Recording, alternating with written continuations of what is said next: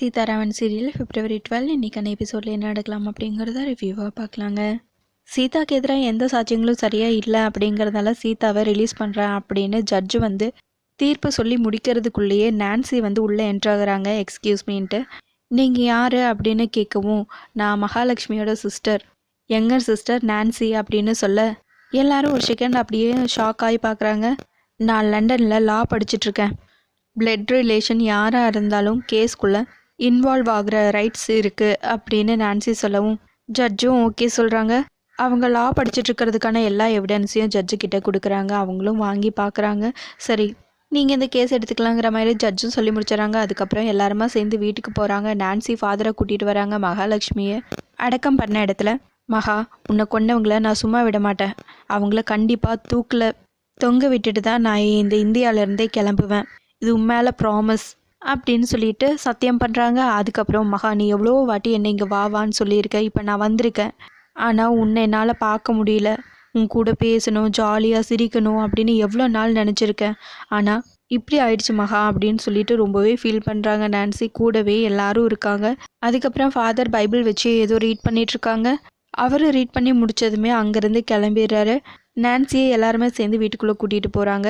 மகாவோட photo முன்னாடி நின்று எனக்கு கேண்டில் வேணும் அப்படின்னு சொல்ல ட்ராவல் இருக்குங்கிறாங்க சேதோ. அதுக்கப்புறம் அது எடுத்து மகாவோட ஃபோட்டோ முன்னாடி கேண்டில்லாம் ஏற்றுறாங்க.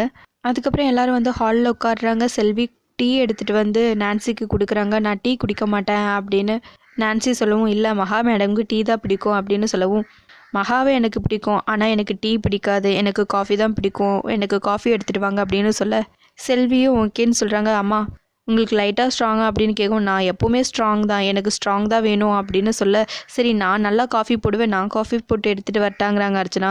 இல்லைங்க, உங்களோட ஹாஸ்பிட்டாலிட்டிக்கு ரொம்பவே தேங்க்ஸ். அதுக்கு தான் மேட் இருக்காங்கல்ல, யார் என்ன வேலை பண்ணணுமோ அவங்க அந்த வேலை பண்ணால் போதும் அப்படின்னு நான்சி சொல்ல அர்ச்சனா அப்படியே சைலண்ட் ஆயிடுறாங்க. கண்டிப்பாக மகாவை கொண்டவங்களை நான் தூக்கில் தொங்க விடாமல் இந்த இந்தியா விட்டு கிளம்ப மாட்டேன் அப்படின்னு நான்சி சொல்லவும், ஆளுக்கு சீதாவுக்கு சப்போர்ட்டிவாக, சீதா அந்த மாதிரி பொண்ணு கிடையாது, சீதா ரொம்பவே நல்ல பொண்ணு, அவள் துப்பாக்கி எடுத்து ஷூட் பண்ணது என்னமோ உண்மைதான், ஆனால் கண்டிப்பாக மகாவை கொள்ளணும்னு நினச்சிருக்கவே மாட்டா அப்படின்னு எல்லாரும் சீதாவுக்கு ரொம்பவே சப்போர்ட்டிவாக பேசுகிறாங்க. எது உண்மையோ அதை நீங்கள் கோர்ட்டில் சொல்லுங்கள், என்கிட்ட சொல்லி என்ன ஆக போகுது? சீதா தான் மகாவை கொண்டாங்கன்னு நான் சொல்லவே இல்லையே. யார் மகாவை கொண்டாங்களோ அவங்கள தான் நான் தூக்கில் போடுவேன்னு சொன்னேன். என்கிட்ட நீங்கள் பேசி நோ யூஸ் அப்படின்னு சொல்லிட்டு எனக்கு ஒரு ரூம் வேணுங்கிறாங்க நான்சி.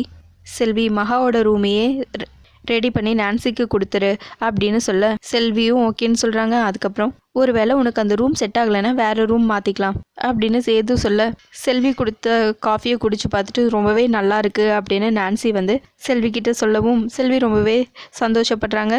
அதுக்கப்புறம் மகாவோட ரூமை காட்டுறதுக்காக கூட்டிகிட்டு போகிறாங்க. இன்னொரு பக்கம் சீதா ரொம்பவே டென்ஷன் ஆகி, யாருமே என்னை நிம்மதியாகவே இருக்க விட மாட்டாங்களா அப்படின்னு யோசிச்சுட்டே நான்சி பேசினதெல்லாம் அப்படியே லைனாக யோசிச்சு பார்க்குறாங்க. அப்போ கரெக்டாக துரை மீரா 2 பேரும் வந்துடுறாங்க. அவங்க அப்பா அம்மாவும் கூட வந்துடுறாங்க.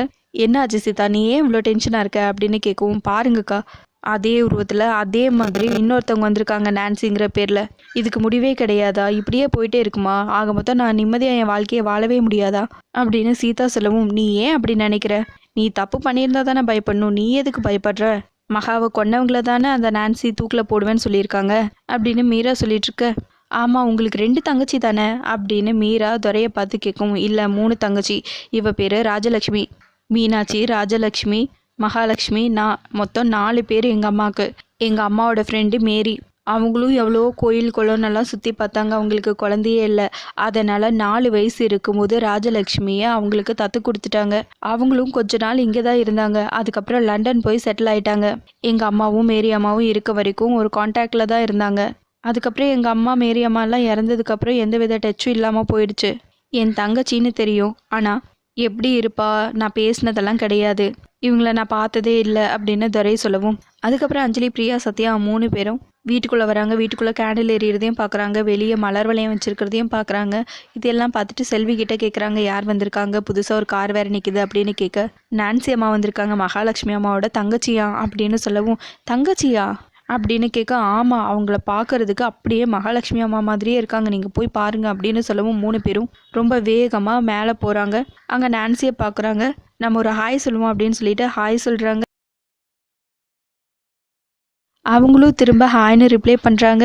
என் பேர் அஞ்சலி, பிரியா, சத்யா அப்படின்னு அவங்கவுங்க பேரை அவங்க சொல்லவும், எனக்கு தெரியும் மகா சொல்லியிருக்காங்க அப்படின்னு நான்சி சொல்ல, சித்தி நீங்கள் பார்க்க ரொம்பவே அழகாக இருக்கீங்க அப்படின்னு அஞ்சலி சொல்லவும், டோன்ட் கால் மீ சித்தி, நான்சின்னு கூப்பிடுங்க, வி ஆர் ஃப்ரெண்ட்ஸ் அப்படின்னு சொல்லவும், இல்லை சித்தின்னு கூப்பிட்றது தான் எங்களுக்கு பிடிக்கும் அப்படின்னு சொல்லவும், இல்லை சித்தி எல்லாம் வேணாம், நான்சினே கூப்பிடுங்க அப்படின்னு சொல்ல, ஓகேன்னு சொல்லிட்டு நீங்கள் பார்க்க ரொம்ப அழகாக இருக்கீங்க, ஸ்டைலாக இருக்கீங்க அப்படின்னு லைனாக ஒவ்வொன்றா சொல்லிட்டு இருக்காங்க அஞ்சலி, பிரியா, சத்யா.